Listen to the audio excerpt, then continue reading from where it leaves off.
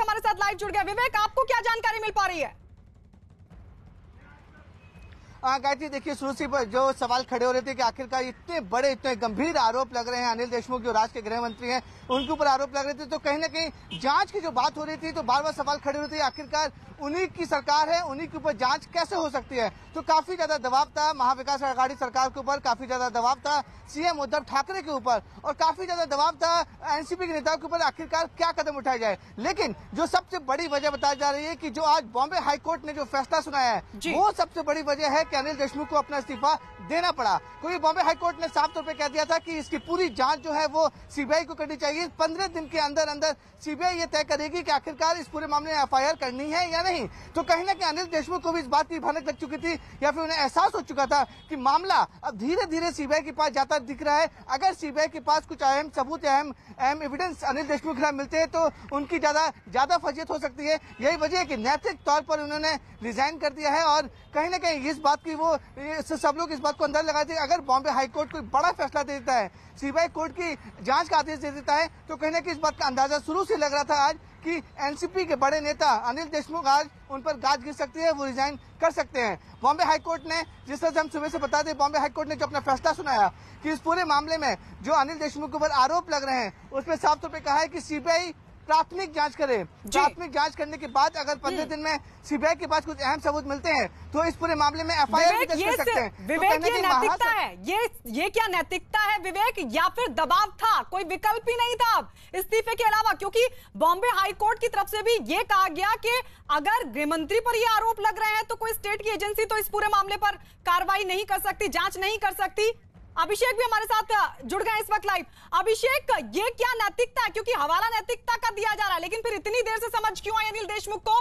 क्या दबाव था, विकल्प नहीं था? इसके बाद अब इस्तीफा देना ही पड़ा, क्योंकि बॉम्बे हाईकोर्ट ने भी कहा कि मामला सीबीआई को ही दिया जा सकता है, सीबीआई तय करेगी आरोपों में सत्यता कितनी है। देखिए, अब तक जो मामला था वो सिर्फ और सिर्फ राजनीतिक था, लेकिन अब बॉम्बे हाईकोर्ट के डिसीजन के बाद ये पूरा मामला न्यायिक बन गया और सरकार की जो कॉन्स्टिट्यूशनल पीठ बनाई गई थी, इस पूरे मामले में आयोग गठित किया गया था, वो फिलहाल किसी काम का नहीं रहा, क्योंकि सीबीआई को 15 दिनों के भीतर प्राइमरी इंक्वायरी सौंपना है। मैं इस समय शरद पवार के घर के बाहर हूँ, आगे ही यहाँ पर सिल्वर ओक है शरद पवार का घर, जहाँ पर ये पूरी मीटिंग हुई और यहाँ से सभी नेता निकले हैं और यहाँ से वो सीधे मुख्यमंत्री आवास पर जा रहे हैं, जहाँ आधिकारिक तौर पर मुख्यमंत्री को इस्तीफा सौंप देंगे। लेकिन ये बड़ी खबर है और 15 दिनों के भीतर जो इस पूरे घटनाक्रम में तेजी आई, उसके बाद अब सरकार को या खुद शरद पवार को लग रहा है कि अगर बतौर गृह मंत्री वो सीबीआई के पास जाते हैं तो ये कहीं न कहीं सरकार की और एनसीपी दोनों की किरकिरी होगी। साथ ही साथ खुले तौर पर ये कहीं न कहीं करप्शन का मामला है, इसलिए अनिल देशमुख को इस्तीफा दे देना चाहिए। जिसके बाद अनिल देशमुख ने इस्तीफा देने का मन बना लिया, मुख्यमंत्री को जानकारी दे दी गई कि वो इस्तीफा देने जा रहे हैं और आधिकारिक तौर पर कुछ देर में इस्तीफा मुख्यमंत्री को अनिल देशमुख सौंप देंगे। यहाँ से निकल चुके हैं क्या देशमुख? अभिषेक, बिल्कुल, यहाँ से अनिल देशमुख निकल चुके हैं। अनिल देशमुख के साथ साथ अजीत पवार निकले और सुप्रिया सुले निकली। हालांकि दोनों, अजीत पवार मंत्रालय सीधे चले गए, सुप्रिया सुले दूसरी जगह चली गई और अनिल देशमुख यहाँ से निकले हैं, सीधे मुख्यमंत्री आवास वर्षा जाएंगे और वहां पर आधिकारिक तौर पर इस्तीफा सौंप देंगे। अब देर शाम जो एक और महत्वपूर्ण बैठक हो सकती है जिसमें यह तय होगा कि नया होम मिनिस्टर कौन होगा, जिसको लेकर के 3 नाम सबसे आगे चल रहे हैं, राजेश टोपे, जयंत पाटिल और छगन भुजबल। इन तीनों में से किसको जिम्मेदारी दी जाए, फिलहाल इस पर मंथन होगा। लेकिन अनिल देशमुख ने इस्तीफा दे दिया है, ये बड़ी जानकारी है और इन ये बड़ी जानकारी कौन होगा ये बात की बात है अभिषेक, लेकिन फजीहत तो हो गई, फजीहत तो हो गई, क्योंकि लगातार अनिल देशमुख के इस्तीफे की मांग हो रही थी। विवेक भी हमारे साथ लगातार बने हुए हैं।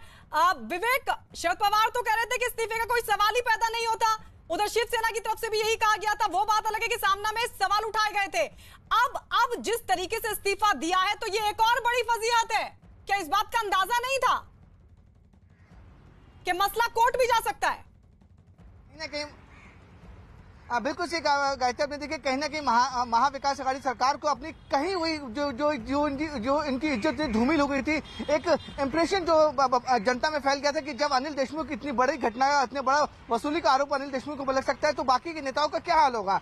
ये काफी ज्यादा था कि एक इमेज काफी ज्यादा बेकार होती जा रही थी। लेकिन मैंने आपको वही बता दिया कि जिस तरीके से बॉम्बे हाई कोर्ट ने इस पूरे मामले में सुनवाई की और सुनवाई करने के बाद जैसे ही कहा कि 15 दिन के अंदर सीबीआई जांच करे, हालांकि कोई ऑर्डर नहीं देते कि एफआईआर करे, बॉम्बे हाई कोर्ट ने कहा कि 15 दिन के अंदर सीबीआई प्राथमिक जांच करे। अगर प्राथमिक जांच में ये साबित होता है कि अनिल देशमुख के ऊपर जो आरोप लग रहे हैं वो कहीं ना कहीं सही है, तो कहीं ना कहीं उस पर उसकी अनिल देशमुख की अभिषेक के पास अभिषेक।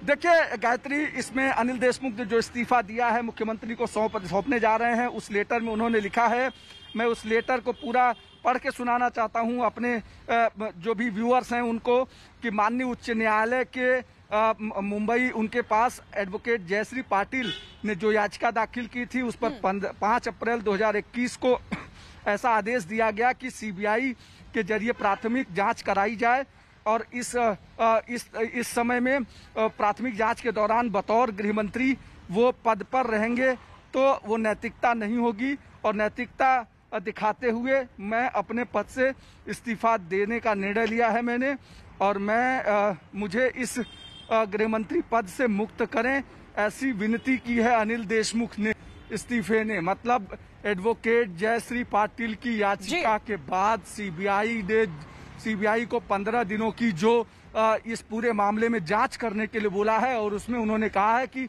वो नैतिक आधार पर अगर गृहमंत्री बने रहते हैं तो सही तरीके से जांच नहीं हो पाएगी, और इसकी नैतिकता दिखाते हुए वो अब अपने पद से हटना चाहते हैं और मुख्यमंत्री इस लेटर के जरिए उन्हें पर नैतिकता तो अभिषेक, गृहमंत्री पद नैतिकता तो अभिषेक तब होती जब अनिल देशमुख खुद ये कहते कि सीबीआई से इस मामले की जांच कराई जाए। वो तो मुख्यमंत्री से मांग कर रहे थे कि इस पूरे मामले की जांच हो। लेकिन अब सवाल ये खड़ा होता है कि क्या इस्तीफा देना पड़ा या फिर परिस्थितियां ऐसी बनी, परिस्थिति का इंतजार किया जा रहा था, क्योंकि दबाव तो था एनसीपी पर भी। वो बात अलग है कि शरद पवार भी लगातार ये कह रहे थे कि इस्तीफे का सवाल ही पैदा नहीं होता। तो क्या इंतजार किया जा रहा था कि कुछ इस तरीके की परिस्थिति बने और उसके बाद इस तरीके का कदम, क्योंकि एक बड़ा दबाव। और देखिए बॉम्बे हाई कोर्ट की तरफ से भी ये कहा गया कि 15 दिन के भीतर अभी प्राथमिकी दर्ज ना की जाए, एफआईआर दर्ज ना हो, पहले देखा जाए कि आरोपों में कितनी सत्यता है। मतलब अभी तो एफआईआर भी सीबीआई की तरफ से दर्ज नहीं होनी थी, 15 दिन बाद ये तय होना था, उससे पहले इस्तीफा। अभिषेक, महत्वपूर्ण चीज जो देखनी होगी, देखिए इस पूरे मामले में जो एक बहुत महत्वपूर्ण चीज देखनी होगी वो ये है कि अनिल देशमुख ने पहले इंतजार किया बॉम्बे हाई कोर्ट में क्या होता है, क्योंकि ये मामला 1 हफ्ते पहले बॉम्बे हाई कोर्ट में गया। उन्होंने बॉम्बे हाई कोर्ट ने सबको सुनने के बाद रिजर्व रखा फैसला। आज जब फैसला करते हुए उन्होंने सारी पिटीशंस को रद्द कर दिया, सिर्फ एडवोकेट जयश्री पाटिल की पिटीशन पर यह कहा कि 15 दिनों के भीतर सीबीआई जांच करके बताए कि इसमें कितनी तथ्यता है। तो अब कहीं न कहीं सरकार को लगने लगा कि पूरी तरीके से इस पूरे मामले में पॉलिटिकल से अब मामला न्यायिक हो गया। और खासकर एक महत्वपूर्ण चीज और मैं बता दूं, कांग्रेस अनिल देशमुख को बने रहने के खिलाफ थी। परसों भी इस पूरे मामले को लेकर कांग्रेस का एक बड़ा प्रतिनिधिमंडल मिलने गया था और उन्होंने कहा था कि करप्शन को आधार बना के इस सरकार में रहना मुश्किल है। सरकार के ऊपर भी दबाव था, शिवसेना पर भी दबाव था, शिवसेना के लोगों का भी दबाव था, लेकिन मामला था एनसीपी के गुट का, क्योंकि शरद पवार की हरी झंडी नहीं थी। आज शरद पवार की हरी झंडी के बाद इस पूरे मामले में फैसला ले लिया गया है। अनिल देशमुख ने इस्तीफा दिया है और इस्तीफे को नैतिक आधार बनाया है, लेकिन इस पूरे मामले में 20 दिनों तक नैतिकता नहीं थी, क्योंकि मामला राजनीतिक था। आज जैसे ही मामला हाईकोर्ट के जरिए सीबीआई के पास गया, कहीं न कहीं अब लगने लगा एनसीपी को भी और सरकार को भी कि अब उनकी किरकिरी हो रही है, और ऐसे में किसी को पद पर बनाए रखना ये बहुत सरकार के लिए फजीहत का काम होगा। विपक्ष और ज्यादा आक्रामक होगा और वो सड़कों पर उतरेगा।